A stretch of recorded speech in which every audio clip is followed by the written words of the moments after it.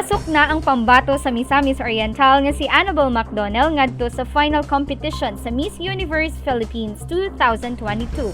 Sulod sa mukabat 50 ka mga official delegates sa maong kompetisyon, pinal kining giubsan og nalakip si Kuyamis Beauty Queen nga si Mcdonnell sa top 32 finalists. Kini gipahibalo atol sa baguhay lang gipahigayon nga hashtag Uniquely Beautiful Reveal nga segment program ni adtong Abril size ning tuig aron makapadayon sa ilang Miss Universe Philippines journey og mosangka sa final competition.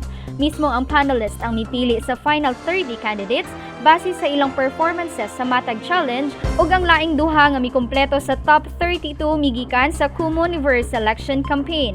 Ipahigayon ang coronation night sa Abril 30, 2022 sa SM Mall of Asia Arena kung asa dili lang usa apan tulo ka former Miss Universe queens ang gitakdang mag-host.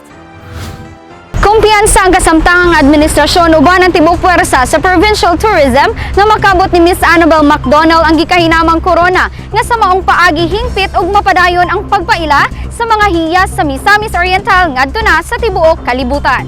Ako si Lambor Regian Amor Maygay alang sa Miss Or Balita.